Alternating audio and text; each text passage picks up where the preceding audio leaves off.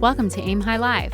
In this episode, New York City Emerging Leaders Initiative cohort member Choi interviews the cohort's official executive coach, Matt Spielman. They discuss his recently released book, Inflection Points: How to Work and Live with Purpose.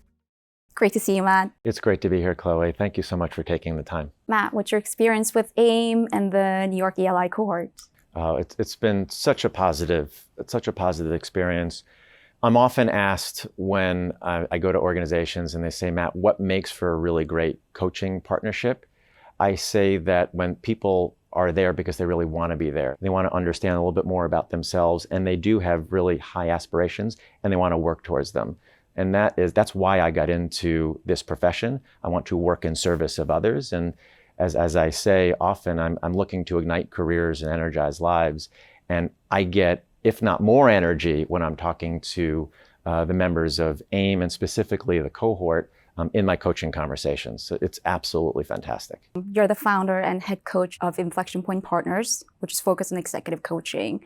How did you get started? So Inflection Point Partners was born about 5 years ago. And prior to that, for the previous 20 years or so, I was an executive. So I made a transition from executive to executive coach.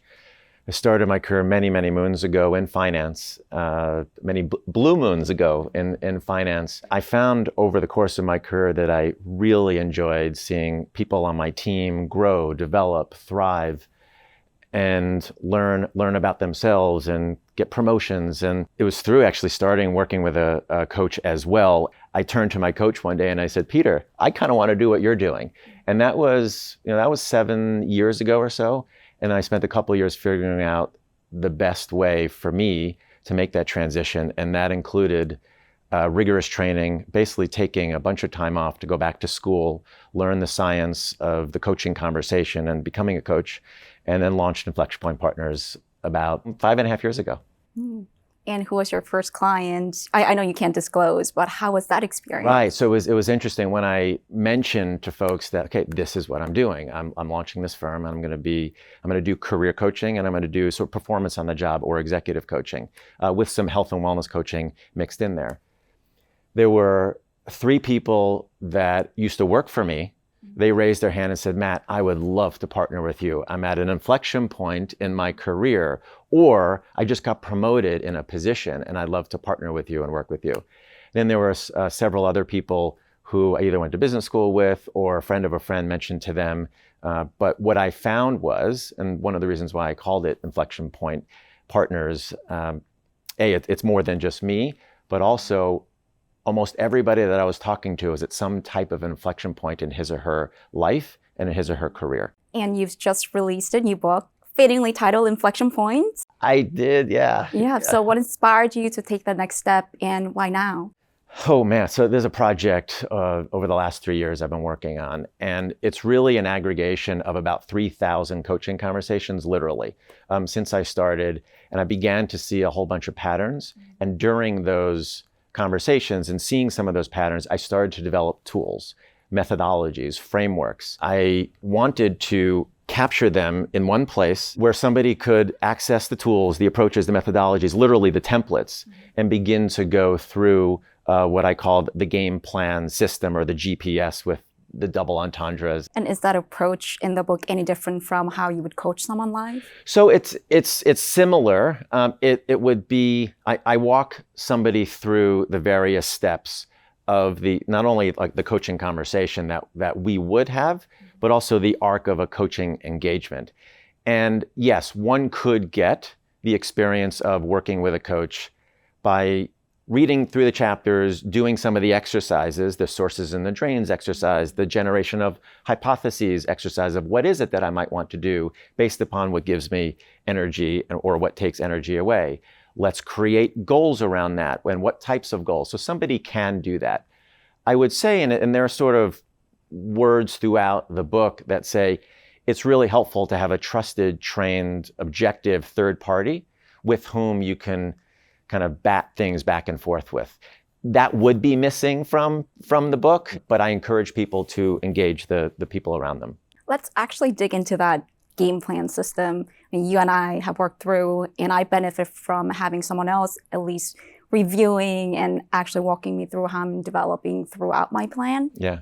How do you get started with clients? How do you find that goal and how do you help them achieve that goal? Oftentimes, especially the people that I'm partnering with they're high achieving, they're really smart, and they want to accomplish a whole lot of stuff, they jump right to the what, right? Or sometimes even right to the how. So if we say, why, what, how, if you almost think about in a circular reference there, people want to jump right to, okay, well, I want to go do this. Let me put together this application. Okay, they're jumping right to the how.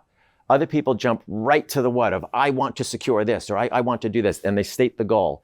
But let's slow down a little bit to speed up. So we spend a little time on the why. And to get at the why and what drives you, what is foundational to you, what do you value, what's important to you, what gives you energy, what takes energy away, there are a couple of exercises that we do. And I briefly mentioned just before, we have one called the sources and drains of energy, and where you go through all the things that you do that really kind of light you up, that energize you, that excite you. During the day, even when you can do it when you're on the job during the day, what you're doing at that time. You could even harken back to instances that you've had in your past where you're sort of writing things down and say, man, I really enjoyed that project. What was it about that project that I really enjoyed? Or I love, getting in front of the audience and talking about that specific topic. Okay, so we start with the why. We start with you. We start with you. And then from there, then we're more equipped to say, okay, we know a little bit more about ourselves. We complement that work that we do with the sources and drains exercise with some assessments that we administer. So there's one called the VIA, or Values in Actions, and everybody can go to viacharacter.org, and it's a free assessment. And what it does is it measures our strengths from 1 to 24 with your top 5 strengths called your signature strengths. And the science behind the VIA, or the Values in Action, that the more we use our strengths, the more we tap into ourselves, the more we acknowledge what are the things that we really enjoy and those attributes about us that make us unique, the happier we'll be, and the better performance will happen all around us in terms of our job, our day-to-day work, and other things that we do. I like how you tap into your inner traits and the positive psychology where you're focusing on why and what you want to do coming out of it. That's absolutely right. And then we're ready to go into, okay, if that's a little bit about us, and that's what's important to us, and these are some of the things that are particular to us, what would we want to set for a goal or goals that would be really meaningful and consequential to us? That's when we shift from the why, or like who we are, to the what might we want to do and what really matters to us. There was a little bit of a nuanced difference, I think, in this approach than I think the way I used to set goals prior. And how would you work with some of the stakeholders of your coaches or mentors to make sure they're on track? It's a really good question, because this is not done in isolation. One, we can collect feedback from some of the stakeholders that the coaching client works with to understand, just even provide another angle in addition to the sources and drains or the VIA or another assessment, but also feedback from other people. The other is when we create that game plan, and it generally houses, let's say, 4 goals. I share with the client to go to key stakeholders and say, I created these goals. Are they hitting the key areas that I should be working towards? So you invite them into the process, and ultimately the goal is to remove that word that says draft and the yellow highlight from that. And you have a completed template, and we laminate the document to make it sort of a permanence to it, and also that we're going to carry it around, and it provides that intentionality to each of our days that I think so many people are looking for. And I'm curious, you work with a lot of mentees to work through these game plans. What are some other common goals? There's generally a working towards a promotion. If somebody's at a VP and she wants to get to a principal or something like that, that's one. Managing time, wrangling time, wrestling with time, how to be more efficient with time. That is one that rises to the surface almost in every single instance. The people that I'm talking to were amazing doers, and that's what contributed to her or him rising through the ranks. And as you know, as you go up, you do more by doing less of that particular work and by empowering and delegating and teaching. And that's a tough transition. There's generally a health goal of finding more time for oneself, and that could be quiet time, involve meditation or getting to the gym more. We always leave room for if somebody wants a personal goal for him or herself. And do you think that differs by the field they work in, or is it generally consistent? We've created 350 to 400 game plans, and it's super consistent. It's super consistent. There's generally, sometimes they're really specific around public speaking, comfort with audiences, networking. And that may be, there are some jobs where in some positions where people are more public and more outward facing. And you also work with a lot of executives who are at the top of their organizations. What are some of their concerns? We're still in many ways, in this pandemic and of COVID-19, and those managing partners or CEOs or managing directors are really thinking about, what is the future of my organization going to look like in the sense of, well, we have everybody back now.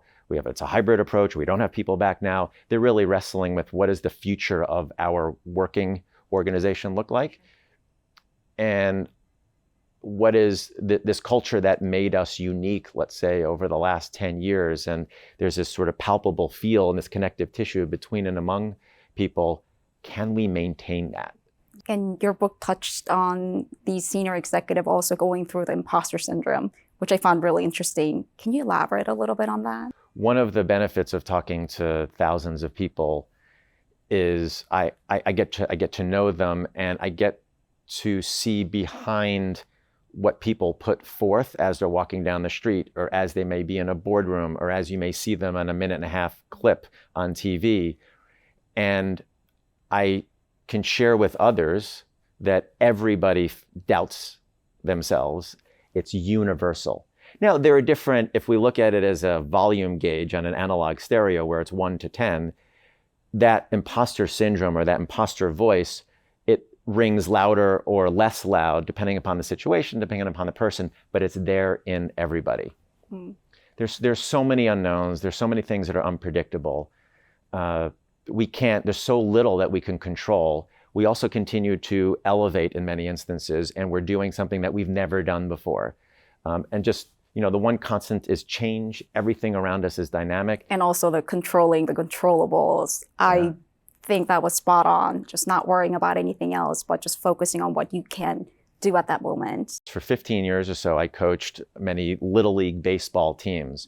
And even at 7 years old, 8 years old, 9 years old, where all the kids wanted to hit, focus on home runs and wins and other things that are not necessarily in their control, I really try to shift the gaze on, okay, what are you doing when you step into the batter's box? Before the pitch is thrown, what are you doing with your feet? What are you doing with your hands?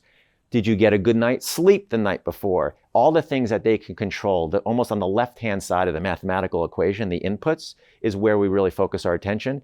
And it's the same in executive coaching or career coaching. Let's focus our attention in where we can actually bring about that effect, which we can't always control that outcome. We all work in a fast-paced environment. How might someone take time to go through this philosophy, tools, and framework by themselves? If somebody were to print out the template, which is in essence, it's a single-page document, and it houses 4 goals. Usually, if one is creative with PowerPoint, or they could do 3 goals or 5 goals, but usually it's 4. And it's essentially, what is the goal? And we try to be as explicit or specific as possible. Why is that important to you? And really think about, what is the consequence? What is the meaning behind when you will have crossed the finish line at Tavern on the Green for the New York City Marathon? Why is that important to you? Not just like my friend said I should run a marathon, but really think about why it's important. And that why component, or the consequence, is really the most important part of the goal setting process. So what is the goal? Why it's important? Of course, a time horizon. When might you want to complete that goal? And then key action items. Try to be as specific as possible. Sticking with the marathon metaphor, I'm going to run 25 miles a week. I'm going to find a running partner. I'm going to get a running coach. I'm going to make sure I go to sleep at 10. So those should be listed there. And then at the top, just for fun, we try to brand the goal. Run New York, or the Big Apple, almost like a hashtag on top. So it sort of brands the goal. When we look at the hashtag, we say, that's my goal. And we take it one step further. So athletes have been using the power visualization for decades, like, why not all of us? So we'll have a conversation around, when you have achieved that goal and you've crossed the finish line of the New York City Marathon, what image comes to mind? So we have the what's the goal, specific, why is it important to you? What are the key action items, 3 to 5 action items? By when? We brand it at the top with a bit of a hashtag and crystallize it with an image of you completing that goal. And that will comprise one of them. And we do that for 4. And we get some other people's feedback, which is ideal. We sign off on it. We feel really good about it. We print it, we laminate it, and we carry it around with us. And then I encourage people to share it as well with key stakeholders. They get a copy. My wife, Sharon, and my 2 boys have copies of my game plan. There's no better way to create accountability, transparency, and alignment than if I were to hand you my game plan. From that conversation, which often happens, is, oh, Matt, this is important to you. I know somebody who could be of assistance here. Or I ran the New York City Marathon. Or, hey, here's some ideas I have if you want to get to the next level. So it also triggers a really helpful conversation. In working with dozens of folks, specifically on career advancement, setting these goals and having them sort of mutually agreed upon, or at least signed off and they're aware of them, that could be the great equalizer. It's really hard to dismiss somebody who shared with you 9 months ago that she was going to accomplish X, achieve Y, do Z, and not consider that person really strongly for a promotion or a consideration for a speaking engagement or whatever the award is. Well, I really enjoyed the conversation today. Thanks, Matt. Thank you. Really, really good questions. And thank you for your time.